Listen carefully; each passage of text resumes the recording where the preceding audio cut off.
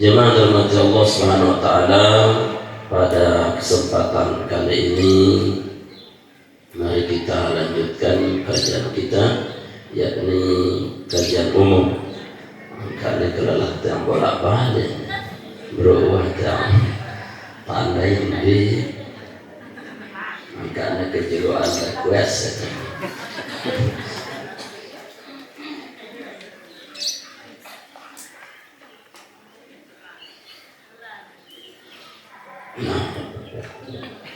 Jemaah dirahmati Allah Subhanahu wa taala, kita bahas satu hadis Nabi SAW dalam makalah yang kedua dalam bab sudasi di kitab Nasail Ibad. Wal maqalatu tsaniyatu an Nabi sallallahu alaihi wasallam, dan nasihat yang kedua dalam bab yang ke-6 sudasi dalam kitab ini Nasail Ibad. Rasulullah SAW mengingatkan kita, sittatun minan nas la'antuhum wa la'anahumullahu ta'ala wa kullu nabiyyin mujabi da'awat. Sabda Nabi SAW, sittatun minan nasi, ada enam kelompok la'antuhum yang aku laknat, kala Nabi, kata Nabi, wa la'anahumullahu ta'ala, dan dia juga dilaknat oleh Allah Subhanahu wa taala. Wa kullu nabiyyin mujibu da'wat, dan dilaknat oleh seluruh nabi yang punya kewajiban untuk menyampaikan pesan-pesan Allah Subhanahu wa taala. Artinya selakuna ngelaknat dia sakna meniki. Maknanya laknat dari Allah bimana al-bu'du min rahmatillah, terjauhan dengan dari rahmat Allah Subhanahu wa taala.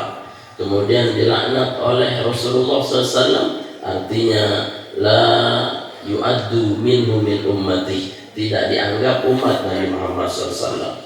Kemudian dilaknat oleh seluruh nabi yang menyampaikan dakwah pesan-pesan Allah Subhanahu wa taala, artinya mereka tidak menyaksikan kita sebagai umat Nabi Muhammad SAW.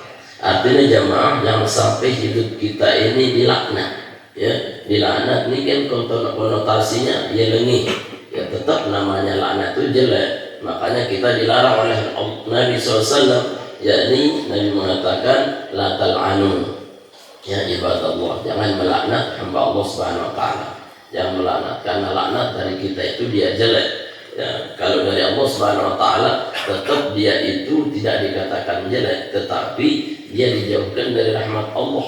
Nah, dengan jauh dari rahmat Allah susah hidup niki jemaah. Ya, sementara yang kita butuhkan niki adalah rahmat Allah. Dua nikmat yang paling besar yang diberikan oleh Allah, dan Allah sendiri suruh kita yang saling paling bahagia tolong dek. Nabi niki kul bi fadlillah wa bi rahmatih. Katakan Muhammad, dengan fadl dan rahmat Allah, fabidzalika falyafrahu, itulah yang harusnya membuat Anda paling bahagia, paling senang.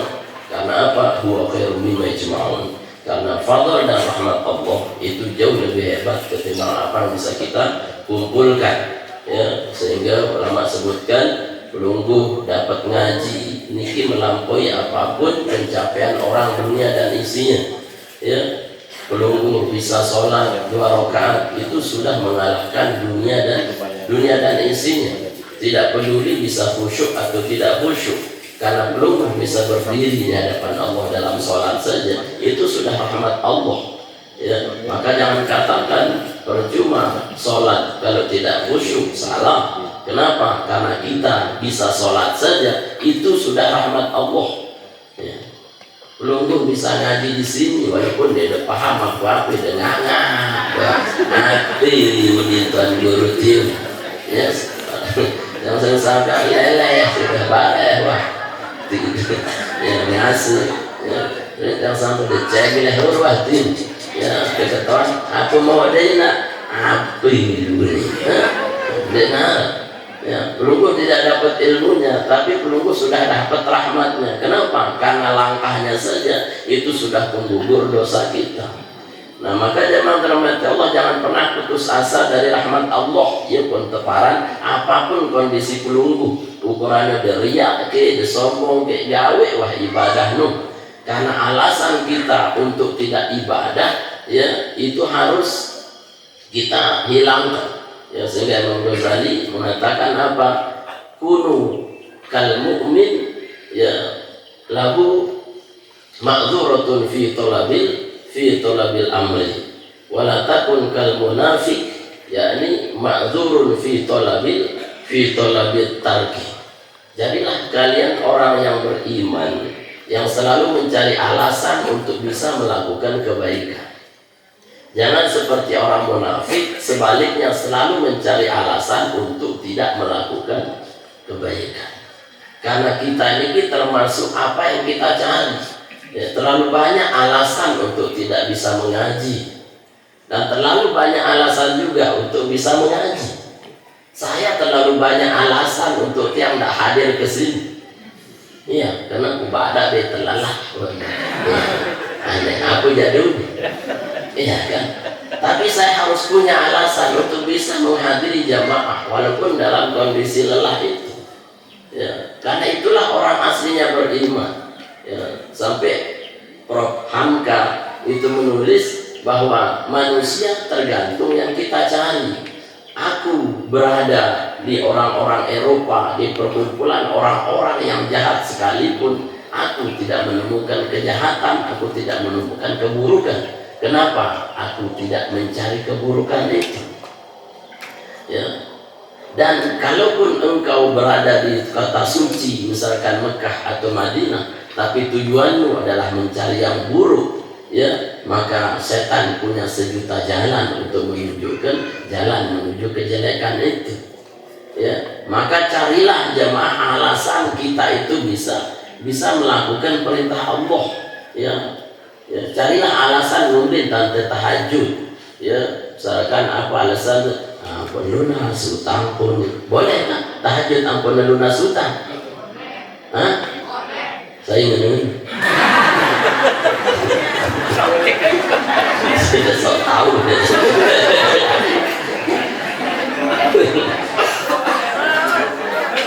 Lewat tangan. Ya boleh.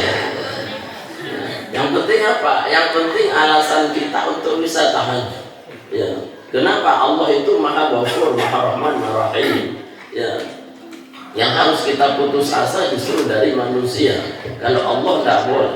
Carilah alasan untuk bisa datang ke Allah. Jadi misalkan ya datang ke Allah lewat duha, sholat duha hanya untuk rizkinya lancar, ya silakan. Berlungguh ke masjid, sholat berjamaah agar dapat fadilah 27 derajat nanti jadi wali, silahkan. Yang penting carilah alasan untuk bisa menghadiri kebaikan. Jangan cari alasan untuk tidak. Ya, waktu ngaji ini parah, itu soleh. Saya makan saya soleh. Ya, parah itu riak, parah itu sombong. Belum diriakkan saja sudah riak berjulu.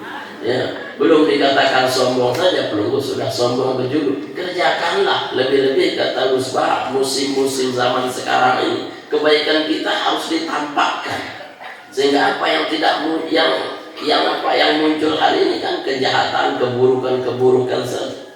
Maka harus diimbangi dengan nampaknya kebaikan-kebaikan. Masalah ikhlas dan seterusnya itu serahkan sama Allah sudah. Nanti Allah yang muqallibal qulub, yang membolak-balik hati kita. Nah makanya jamaah terhormati Allah, carilah 1000 alasan untuk bisa hadir ke majelis seperti ini. Ya.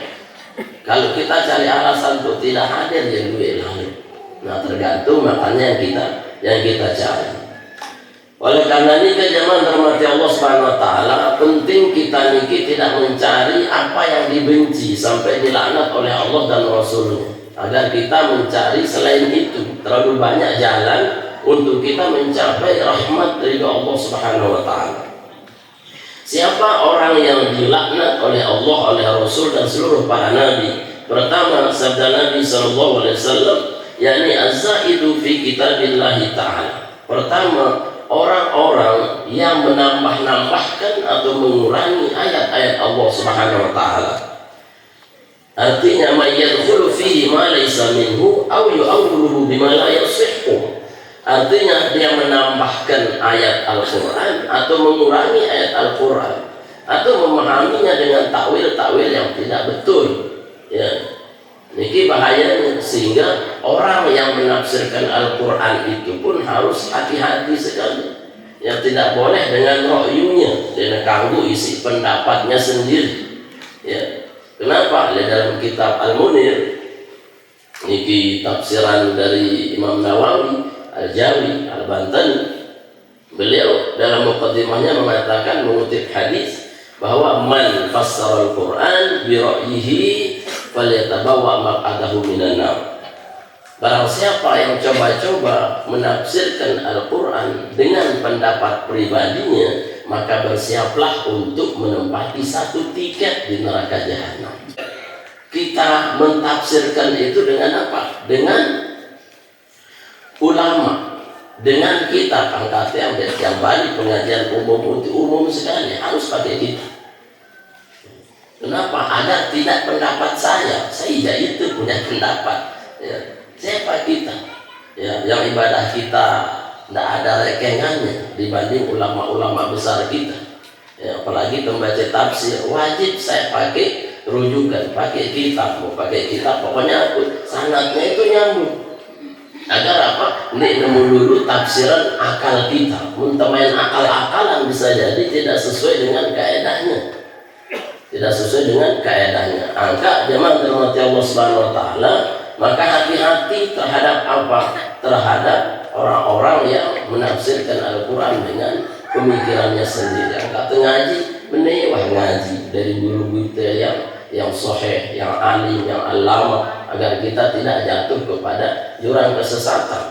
Makin ini lebih-lebih keluar dengan cekap semparan ini, ya lagu ya sesat. Ya, kemarin ada di suatu tempat, ya kan kita diundang dari MUI, ya Kota Mataram, jadi waktu yang sebut tahun.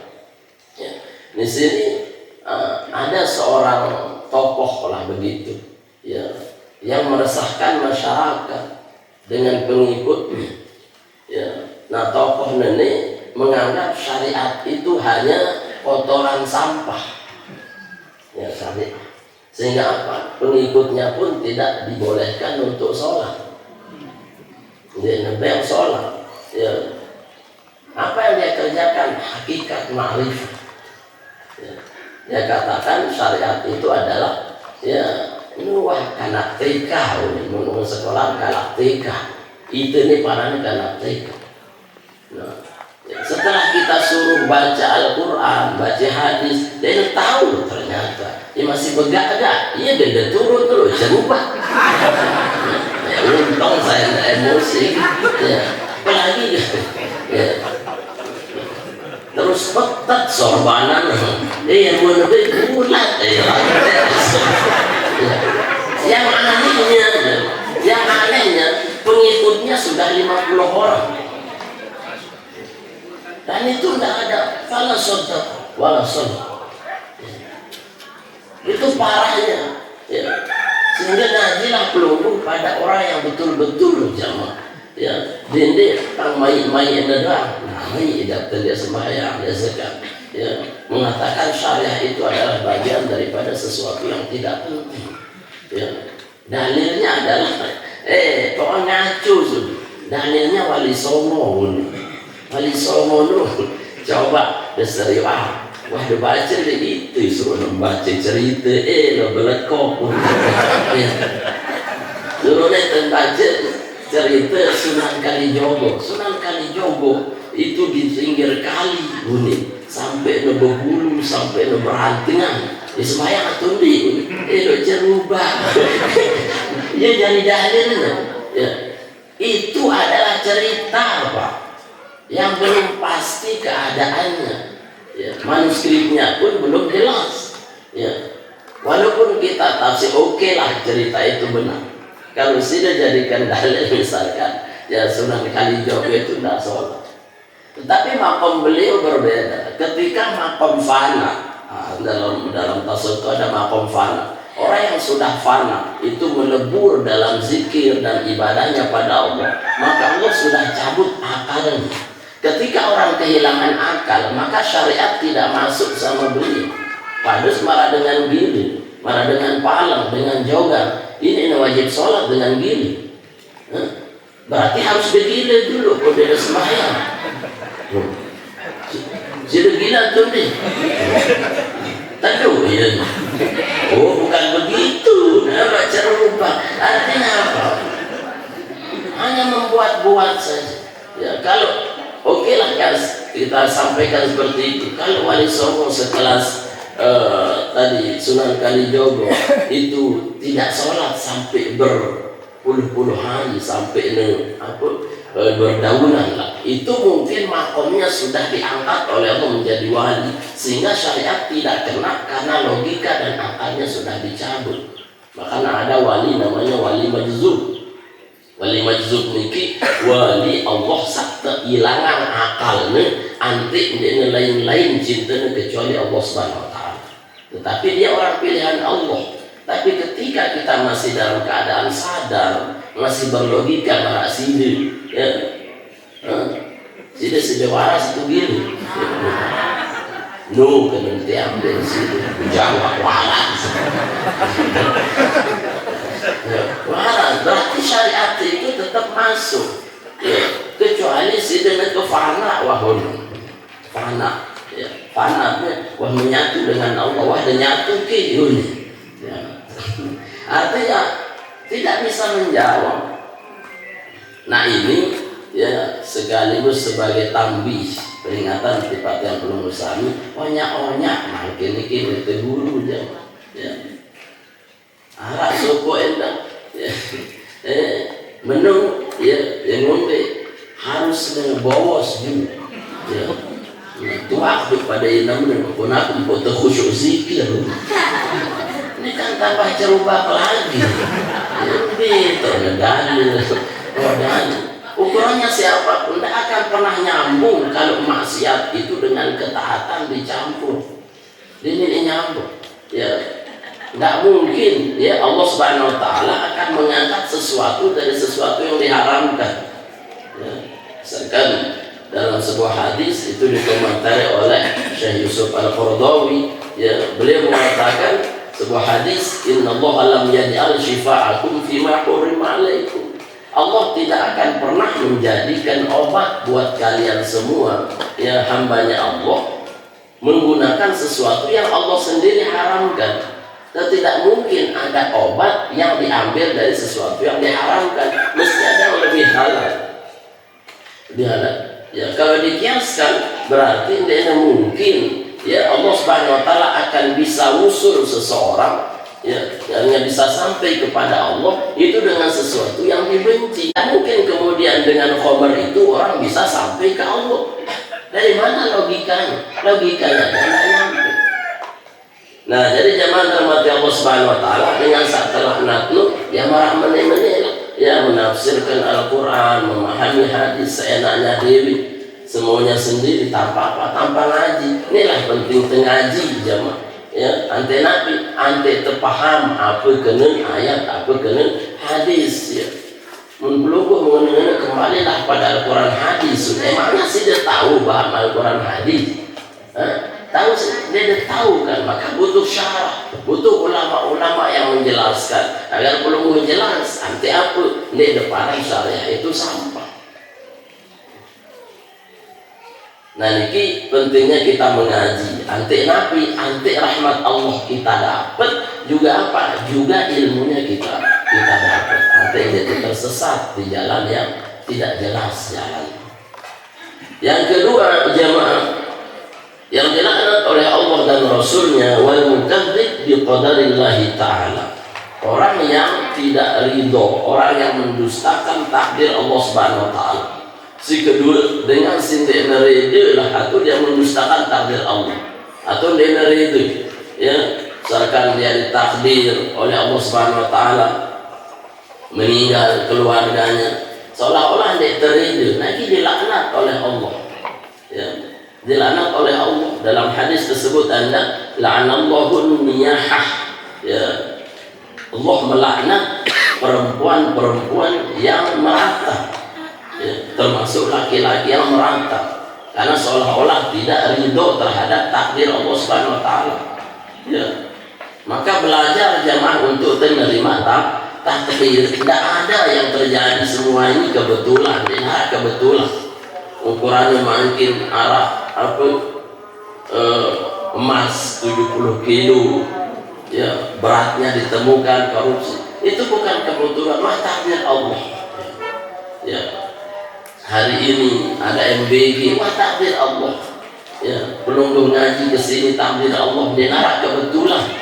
Ya, maka tugas kita ridhoilah setiap takdir yang menjalani takdir kita, karena semua pasti terbaik, jemaah. Ya, semua pasti terbaik. Ya, dan mungkin tepatoh doang. Ya, marak tiang selaku misalkan jamaah, selaku jadi penceramah marak terus saya kan ngaji. Ya. Atau tiang marak ya salahin, siapa yang akan diburukan? Hanya semua sudah punya karakter takdirnya masing-masing. Karena bisa jadi apa yang kita keluhkan hari ini itu adalah yang paling diinginkan oleh orang lain saat itu juga. Ya. Kata Imam Ghazali bahwa manusia ini adalah sesuai dengan takdirnya, dan itu akan selalu bergulir jemaah. Satu sisi ada orang yang tinggal di pedesaan, mele jadi dengan kute mele jadi dengan desa. Satu sisi pelungguh mele keramaian, mele ngehat rame-rame, engkau ada rame-rame, mele jauh sepi-sepi. Arak kanak mele cepat dewasa, ada orang tua mele tulak jadi kanak mana? Betul. Iya kan? Anak dengan ibu lelah, ganti sibuk begawian sehingga dia mau berhenti. Satu sisi ada yang sangat ingin bekerja seperti pelungguh. Ya. Satu sisi ada yang orang tinggal di tempat yang ramai. Satu sisi ada orang yang beranda ingin berada di tempat yang sunyi. Dan keluar melin. Ya. Satu sisi ada orang yang ingin jalan-jalan, wah lelah jalan-jalan, melin ulek man. Ya. Karena pelungguh jalan-jalan teh, belum sampai ting ulek wah lelah tuh. Aku jangan kanggo dan tidak jelas kan. Kalau kata Imam Ghazali, semua itu adalah takdirnya masing-masing. Ya, biarkanlah yang bekerja, ridhoilah kerjamu karena itu takdir Allah. Ya, karena satu sisi ada yang ingin bekerja seperti Anda. Ya, tiang dari penceramah misalkan, lelah itu tenggurumun misalkan. Satu sisi ada orang ingin seperti kita. Ya, lagu dia tahu kan? Haji Beni bisa gantikan saya. Seperti saya tidak bisa gantikan pelungguh kan? Iya. Sudahlah, jalani saja ini. Ya, Dede ingin seperti orang itu dan orang ini. Semua punya takdir Allah. Tugas kita adalah yakni apa? Ridho bima qasmatallahu alaihi. Ridho terhadap pembagian Allah. Angka kelima tidak lupa Nabi baca raditu billahi rabba bil islami dina bi Muhammadin sallallahu alaihi wasallam nabi wa rasul. Sore juga begitu. Enggak tempatnya. Ya. Karena teride wajah Allah Ta'ala, apapun yang terjadi itu sudah qadarullah, tidak ada yang kebetulan. Pelungguh berani menentangnya, berani mengeluh atas takdir Allah, berarti kita ini berani dilaknat oleh Allah Subhanahu wa Ta'ala. Ya, masih kelewat sedang berumun-rumun diri, gamak kesusah hidup ini. Itu artinya tidak ridho. Coba lema-lema hirup nafas dalam-dalam, buang dengan tasbih, insya Allah ridho terhadap takdir. Allah datangkan sebaik-baik takdir. Nah, dan yang ketiga, wal mutasallitu bil jabarut, si ketelu dengan laknat si Allah Ta'ala, orang yang penuh dengan kekuasaan. Artinya menolak kadang karena kekuasaan itu terkadang menjerumuskan. Ya, duit korupsinya, duit semena-mena. Kenapa? Karena kadang kekuasaan itu adalah sumber daripada keinginan besar untuk mencapai keuntungan pribadi. Kita tidak munafik, naif jemaah mengatakan sa'ani, korupsi dan seterusnya. Ya. Kenapa? Karena mungkin kita berkata seperti itu melecehkan orang di teman daita. Sang itu loh teman daita sang tepatuh bagaimana? Ya. Tetapi itu ujian masing-masing. Ya. Nah kalau Pak Prof Zainuddin aku jangan deh, insyaallah boleh. Nah kita tangkap dari wali putih, biru mata dan terus berubah. Karena semua jiwa kita ini bisa berubah-ubah. Maka ukurannya jangan terlalu penuh dengan kekuasaan. Ya. Karena apa? Karena di situ akan penuh dengan ujian cinta dunianya jemaah. Ya, lebih besar. Bolehkah jadi pemimpin penguasa? Sangat boleh. Ya, lebih-lebih pemimpin yang adil dan amanah. Karena berapa banyak kebaikan yang akan mengalir ketika dipimpin oleh orang-orang terbaik. Ya, orang-orang terbaik. Tapi warningnya, hati-hatinya jangan sampai menyalahgunakan amanah. Ya, kan? Berarti maknanya adalah orang yang menjadi kekuasaan yang kemudian menyalahi daripada amanah kekuasaan, ia terlaknat si Allah Ta'ala. Dan ujiannya berat. Ya. Saking ujiannya berat kalau amanah, maka Nabi pun mengatakan pertama ya dari 7 kelompok yang akan diberikan naungan oleh Allah nanti di hari tidak ada naungan adalah siapa? Imamun adil, pemimpin yang adil kan. Itu hebatnya. Tapi masalahnya ujiannya berat. Ya, ujiannya berat harus apa? Penuh dengan kekuasaan begini begitu. Kalau dia kuat maka dia menjadi orang pertama yang akan mendapat naungan Allah. Tapi kalau tidak, dia menjadi orang yang pertama dilaknat oleh Allah Subhanahu wa Ta'ala. Kemudian yang berikutnya wal mustahillu li haramillahi ta'ala. Kemudian mereka yang menghalalkan apa yang diharamkan oleh Allah Subhanahu wa Ta'ala atau sebaliknya mengharamkan apa yang dihalalkan. Artinya ad-dinu al-halalu bayyin wal haramu bayyin. Yang halal itu sudah jelas, yang haram itu sudah jelas. Wa ma bainahuma umurun mutasyabihat. Apa yang ada di antara keduanya adalah perkara-perkara yang syubhat. Ya. Semuanya sudah jelas, ya masa halal lah jelas, haram sah jelas. Tinggal perlu memilih saja. Jangan tanya Allah Ta'ala, kenapa ya Allah engkau ciptakan yang haram-haram ini? Mendebaukan dia ciptaan pemborosan nun. Ya, pemborosan nun. Ya, maka diciptaan aja nun. Namun itu haram kan buang-buang energi. Sidang buang-buang energi. Tapi buat Allah itu tidak mengurangi sedikit pun kekuasaan Allah Subhanahu wa Ta'ala.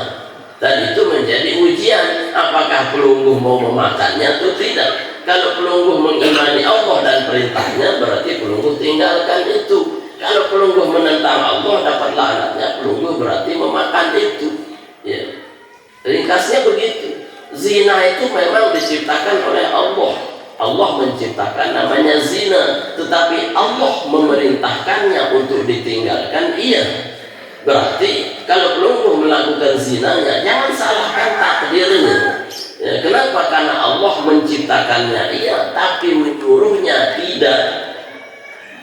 Allah menciptakannya iya, babi misalkan, tapi Allah larang untuk memakannya iya. Ada larangannya, ada perintahnya. Jangan salahkan penciptanya. Sering saya sampaikan seperti pantat ayam. Pantat ayam keluar telur dan kotoran. Beda-beda telurnya tuh tai. Ya. Kalau pelungguh pilih tainya, jangan salahkan pantatnya. Ya. Kata ayam, bukan tugasku untuk memilihkan dirimu, aku hanya mengeluarkan tugasmu yang memilih. Ngerti sih? Nah ya, sudah melihat tai manuk atau telur. Kira-kira menurut baik telur, aku sih salah. Apa yang salah? Pantat ayam yang mengeluarkan saja. Ya, itu adalah salahnya kita di pilihan kita. Kenapa sih dipilih tainya? Padahal ada pilihan yang terbaik. Ya. Kenapa dikeluarkan dua-duanya? Sebagai ujian untuk sudah memilih. Karena life is choice. Nah, arti sini bahasa Inggris Ya, life is choice. Hidup ini adalah pilihan jemaah. Antara mengaji atau tidak itu pilihan. Antara telur dan kotoran itu pilihan. Manusia yang cerdas akan selalu memilih yang terbaik. Gimana agar memilih yang terbaik? Maka dia paham agama, agar dia tahu pilihan-pilihan terbaik. Gitu. Ya. Kenapa pelungguh ngaji ante itu tahu pilihan yang terbaik? Karena banyak pilihan. Ya, di antara sekian pilihan. Ya, maka pilihlah yang terbaik dari yang dipilihkan oleh Allah Subhanahu wa ta'ala. Dia milik sak lengi-lengi. Pun pelungguh milik sak lengi berarti pelungguh yang tidak waras. Ya. Nah, artinya jemaah, ya, halalkan yang halal, haramkan yang haram. Dedek kerjaan seharam doang, sekat apalagi sehalal lu nih. Sekatan sehalal atau seharam? Nah ini sehalal, halal pun halal pun aku halal haram pun ya. Jangan katakan yang haram itu sulit, yang halal itu susah. Ya, itu berarti pelungguh tidak cerdas memilih. Yang terbaik itu adalah yang paling mudah dan paling hebat adalah yang halal, bukan yang haram. Ya. Dengan mengatakan kemudian apalagi yang halal itu seolah-olah pelungguh memilih hanya apa? Kata haramnya toh. Berarti si bagus itu saharam, sahalalnya ya sekat. Padahal mungkin lebih susah yang haram ketimbang yang halal. Ya. Aneh mendengar maksiat doang, misalkan mendengar konser tuh duduk lapangan. Ya, itu butuh biaya atau tidak? Butuh motor, butuh bensin, butuh bayar tiket, butuh apa malik? Butuh parkir, butuh apa? Butuh parfum, butuh makan dan seterusnya. Menmarah kan dia butuh biaya, biaya dengan ngaji gede, gratis kan? Ya, mun debele nyumbang dia kembali. Iya kan? Ya. Ya. Lagu Maya ada dia. Jangan terhadap Allah Subhanahu wa taala. Jadi ya, yang halal itu yang lebih mudah, ya. Kita sholat itu lebih mudah ketimbang kita cari maksiat. Menurut itu maksiat harus dengerin di pojok senggigi misalnya. Ya, menilai kebagusan julun dong, ya, tahu kebagusan, ya, itu sebenarnya memberatkan diri dengan sesuatu yang tidak berat. Ya, padahal perintah Allah itu mudah, sunnah Rasulullah itu mudah. Yang memberatkannya adalah apa? Pilihan-pilihan kita. Kemudian jemaah dirahmati Allah Subhanahu wa taala, yang dilaknat oleh Allah Subhanahu wa taala itu tadi 4 dan 5. 6-nya watariku li sunnati, dan orang yang berpaling daripada sunnahku. Artinya dia memilih gawe sunnah Nabi. Ya, bukan berarti dia tidak milih karena tidak mampu, tapi dia memilih dengan mengatakan sunnah Nabi itu tidak penting, ya, kurang bagus, atau pokoknya berpaling. Dan dalam hadis tersebut man an-nikahu sunnati dan faman raghiba an sunnati, raghiba an niki artinya adalah yang tidak suka. Barang siapa tidak suka kepada sunnahku, maknanya ada orang tidak mengerjakan sunnah bukan karena dia tidak suka, tapi karena dia tidak mampu. Ya, tidak mampu. Ya, misalkan kembali dia ada sembahyang duha, dia kudaman boleh. Mun dia demen berarti sudah telakna. Ya. Mun dia mengatakan makan dia ada sholat dulu, ya dia kawin boleh. Itu bagus. Ya, maka dia tahajud, lah itu ngantok pun. Mun dia ngene-ngene maka dia tahajud. Dia kerja pun. Ya, aku mau terlelah terdoang, turun dia jaki pun. Berarti si dia ini tidak suka terhadap sunnah Nabi. Jangan pilih tidak suka. Kalau pelungguh tidak melakukan bukan karena tidak suka, tapi karena ketidakmampuan. Dia itu mampu, maka dia bersedekah, dia kudaman, boleh. Ya, bahkan dia ngaji, dia kudaman, aku dia demen, ya, aku tuh dia demen, konser. Berarti yang tidak suka-suka ini dilaknat oleh Allah. pelungguh mengerjakan bagus, tidak mengerjakan tidak apa-apa, karena untuk sunnah tetap sunnah. Tetapi membencinya atau tidak menyukainya berarti tidak suka sama pemilik sunnahnya.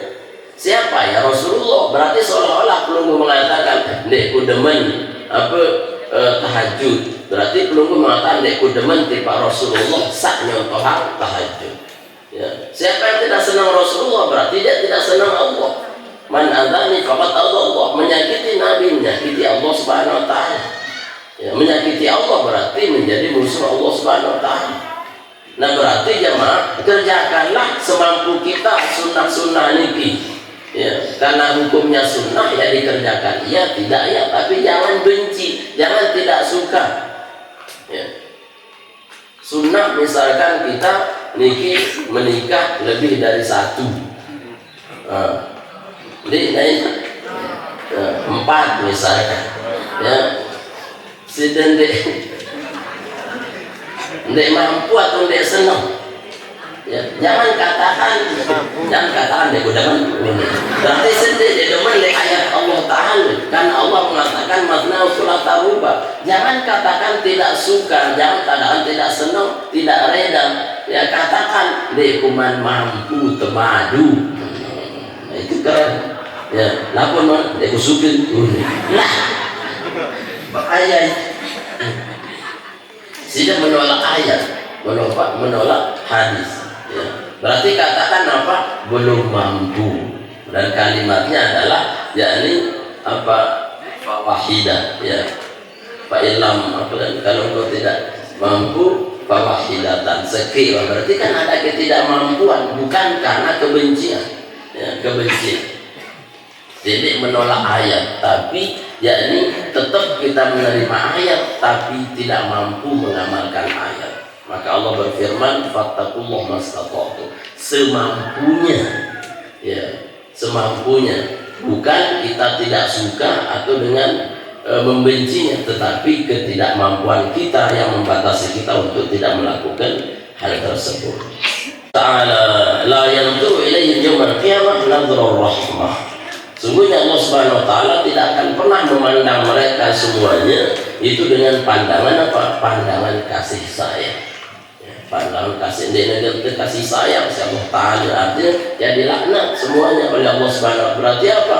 Rugi dunia dan akhiratnya. Nah, dendek tamu dek sapi itu yang pertama kita simpulkan yakni orang yang menakwilkan Al-Quran atau menambahkan, mentafsirkan Al-Quran bukan pada tempatnya. Si kedua adalah orang yang mendustakan kadar takdir Allah Subhanahu wa taala, dia neride. Si ketiga orang yang penuh dengan kekuasaan sehingga beliau kehilangan amanahnya. Kemudian yang keempat adalah orang yang menghalalkan yang diharamkan. Yang kelima orang yang mengharamkan yang dihalalkan. Kemudian yang ketujuh orang yang membenci sunnah Nabi SAW.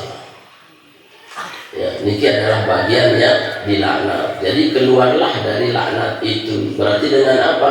Dengan kebalikannya. Artinya ngajilah dengan tafsir yang betul. Kemudian ridho terhadap takdir Allah. Kemudian jadilah penguasa yang adil, tidak zalim. Kemudian katakan yang halal pada yang halal, katakan yang haram pada yang haram. Kemudian senangilah sunnah Nabi dan jangan membenci sunnah Nabi SAW. Insya Allah itu menjadi rahmat Allah Subhanahu wa taala. Mudah-mudahan jemaah dan penuh kami diberikan kesehatan panjang umur, berkah ridha Allah, dan kita menjadi hamba yang selamat, afiat fi din dunia wal akhirah. Al-Fatihah. Pertanyaan juga. Pertanyaan dari jamaah dini. Apa tulisan apa keutamaannya? Apa keutamaannya la ilaha illallah wahdahu la syarikalah? Luwe la ilaha illallah wahdahu la syarikalah niki pertama bahasa Nabi, man istaqalla min naumi, barang siapa yang bangun dari tidurnya, ya summa qala la ilaha illallah wahdahu la syarikalah, kemudian dia membaca duduk sedang sedang tidur nuli, ya ngasih tidur langsung la ilaha illallah wa la syarikalah hunin dia baca misalkan ya alhamdulillah di ahyana ba'da ma'matana wa ilaihi nusyur ya langsung la ilaha illallah wa la syarikalah lahul mulku wa hamdu yuhyi wa yumiitu bi yadihi khairu wa la kulli syai'in qadir. Sekali saja atau 3 kali sabda Nabi, maka Allah Subhanahu wa taala akan menghapuskan seluruh dosanya. Ya. La yusalli wa la yatawadda wa la yaqumu ila Allah taala. Dan itu posisinya dia tidak sholat, dia tidak wudu, dia tidak bangun, dia malik tidak. Ngasih misalkan ya malik itu sudah diampuni dosanya. Kenapa? Karena kalimat hak. Ya. Nah kata Nabi, kalau dia sholat, kalau dia wudu, maka wudunya diterima, sholatnya diterima, doanya tidak ditolak oleh Allah Subhanahu wa taala. Nah, membaca la ilaha illallah wa la syarikalah. Atau dalam hadis sahih yang lain Nabi mengatakan, yakni barang siapa yang membaca la ilaha illallah wa la syarikalah setelah sholat subuh dan setelah sholat asar, sebelum dia melipat kakinya menjadi murabbah, menjadi pisah dari tahiyatnya, gerakan tahiyatnya, ya dari sholat subuh dan asar misalkan, yakni terbaca 10 kali. Nah, 10 kali, maka Allah Subhanahu wa taala akan menghapuskan seluruh dosa-dosanya besar dan kecil yang seumur hidupnya. Ya. Namun terbaca atau setelah sholat apapun, misalkan terkasih saja la ilaha illallah wa la syarikalah dan seterusnya. Dan yang terbaca itu adalah penghapus dosa.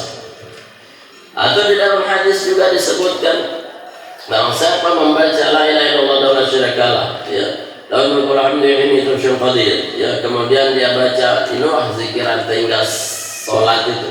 Kemudian setelah itu dia baca Allahumma antas salam. Kemudian dia baca Allahumma la mani'a lima a'tait. Kemudian dia baca Al-Fatihah.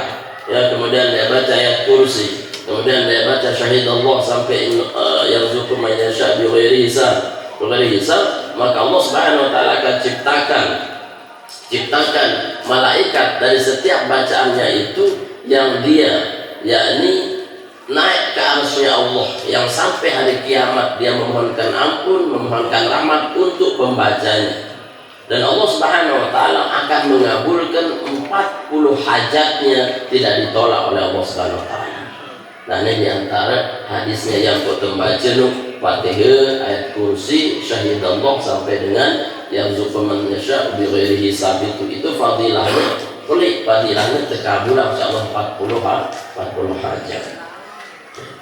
Atau ya lu biar la ilaha illallah wa la syarikalah wa lahul hamdu atau la ilaha illallahnya saja. Untuk baca la ilaha illallah doang. Dalam hadis tersebut, dalam babul hadis, Imam An-Nawawi mensyarih dalam kitab Tamthul Qaul, beliau mengatakan barang siapa membaca la ilaha illallah bil maddi, kata Nabi, dengan panjangnya pas, ya, panjang la ilaha illallah lende dan dia wasabung simatullah syarikal, ya, la ilaha illallah la nubilu wisid, ya, dengan mad, maka kata Nabi SAW, Allah Subhanahu wa taala akan hapuskan dosa besarnya sebanyak 4.000 dosa besar. 4.000 dosa belit. 4.000 dosa belit itu enak. Dosa belit itu zina, arak sejauh 4.000 dosa. Tidak ada orang sejauh itu melakukan dosa besar 4.000. Ya, si belit-belit itu berzina, mati dengan arak, dengan mati dengan tandase 4.000 kan enggak, ya. Tidak ada. Kalaupun ada, dosanya 4.000 dengan satu la ilaha illallah itu sudah dihapuskan dosanya oleh Allah Subhanahu wa taala. Kata sahabat, ya Rasulullah, ya mungkin tidak ada orang yang dosa besarnya sampai 4.000. Ya, maka kata Nabi, kalau dia tidak punya dosa 4.000, maka Allah Subhanahu wa taala akan hapuskan seluruh dosa keluarganya. Satu keluarga terampuni. Ya Allah, ya Rasulullah, mun keluarga pun dinarak sampai 4.000 dosa, maka Rasulullah mengatakan maka diampuni seluruh tetangganya, keluarganya dan tetangganya. Ya, mun dinarak setetangga pun itu dosanya 4.000, maka diampunkan oleh Allah seluruh orang yang berada di wilayah itu, sekampung tampun. Mungkin anak sekampung dosa 4.000 maka seluruhnya diampuni oleh Allah Subhanahu wa taala. Nah, itu dalilnya kenapa tahlil itu penting. Ya, membaca angka tahlil balik gitu kan, terawih itu bukan hanya menghapus dosa tuan rumah, tapi sekampung itu jadi berkah. Sekampung itu dalilnya orang tahlilan. Ya, kan terbaca la ilaha illallah, orang sambil ngantok-ngantok, wah, ya sambil ngenang dulang. Ya, tahu tiap masa benar-benar dari la ilaha. Nah, ada masa dulang. Nah, itu ya serius dan main-mainnya diterima oleh Allah Subhanahu wa taala. Ya, maka jangan kita ini tidak membaca la ilaha illallah walau hanya di rumah. Ya, makanya kenapa sholat sunnah itu dianjurkan di rumah. Kenapa? Karena di rumah kita bisa jadi bagian penghapus dosa keluarga yang ada di rumah kita. Ya. Kebaikannya muncul dari rumah kita. Nah, ya luwih niki jamaah.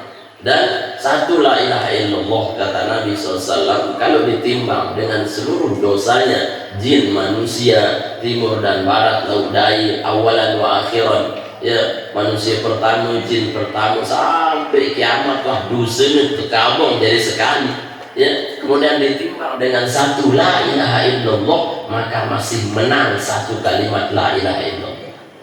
Dengan apa? Timbangan selaku dosa. Angka dia khawatir duit dosa ni sekit la ilaha illallah wah tak hapus dosa ni. Takutnya dia ngampang. Yes. Berarti sudah cerubah. Yang masalah adalah masalahnya sudah non gawe dosa. Mun dah teringat Allah Taala baca la ilaha illallah dan mudah buat Allah lupa sih dia dia membaca jangan ngenan tua misalkan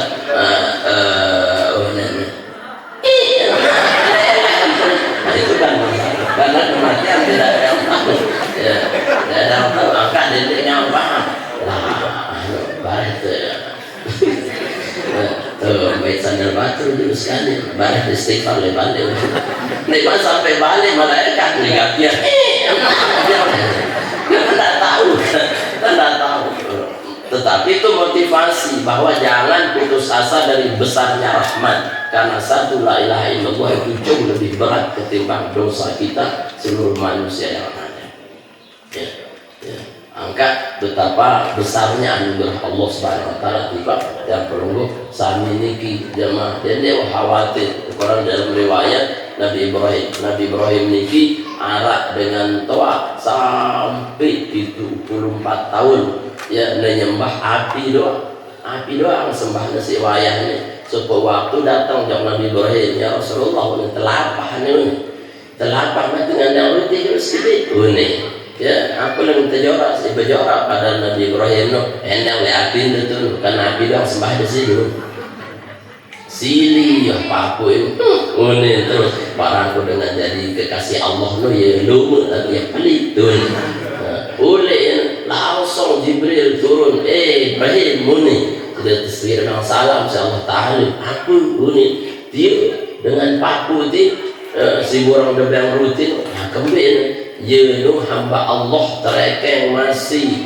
ya Allah doang 74 tahun kafirin api sembahan lalu tetap tebang hidup tebang nafas tebang sehat tebang mangan si Allah Ta'ala tidak sejelu ditadanin ruti yunin pelit bang itu nun pun terpalik terus si Nabi Ibrahim papuku ya telai te ini salam Allah Ta'ala sedetakangan ke bagus apa Allah dong aku tetegur sih yang sudah ruti sudah 74 tahun dan nyembah api aku sudah tekanan tebang dan nafas tebang terhidup tebang sudah sehat ya sampai dengan yang ruti aku arak nekudang dan dengan ruti segala hendak aku yang sudah nih ruti lawan Allah Ta'ala ini lama dengan ujaannya aku bersyahadat wah ini ya aku ni la ilaha illallah wa annaka khalilullah ini ampun mati langsung ya mati langsung la ilaha illallah wa annaka khalilullah ya bersyahadatlah ya dengan syahadatnya waktu itu Ibrahim Khalilullah antena mati langsung mati 74 tahun nih kafir nyembah api Terus malamnya dimimpikan oleh Nabi Ibrahim, ternyata ya cegleh di surga. Yo, batu, betul. Dia aku sih bilang kata tahu ada beruang bulan berhenti. Jadi dia katakan inilah keutamaan sekali syahadat la ilaha illallah, ya itu sudah menghapuskan dosa saya 74 tahun menyembah api. Bagaimana dengan kita yang tidak menyembah api? Karena menyembah api kan? Maka jadi jangan putus asa rahmat Allah. Sebesar apapun dosa, jangan membuat sini terhenti untuk mengharapkan kepada Allah Subhanahu wa taala. Karena ampunan Allah lebih luas ketimbang dosa apapun kita. Wallahu a'lam bishawab. Ilaihi marji'una. A'udzu billahi minasyaitonir rajim. Alhamdulillahirabbil alamin. Subhanakallahumma wa bihamdika asyhadu an la ilaha illa anta astaghfiruka wa atubu ilaik. Assalamualaikum warahmatullahi wabarakatuh. Waalaikumsalam warahmatullahi wabarakatuh. Hadirin sekalian rahimahullah, dengan bernyanyi doa di makam rangkaian acara kajian kita pada sore ini tengiring akhir dan dulu bagi dengan kepada majelis. Subhanallahumma wa bihamdika asyhadu an la ilaha illa anta astaghfiruka wa atubu ilaik. Wabillahi taufiq wal hidayah wa ridha wa inayah. Assalamualaikum warahmatullahi wabarakatuh.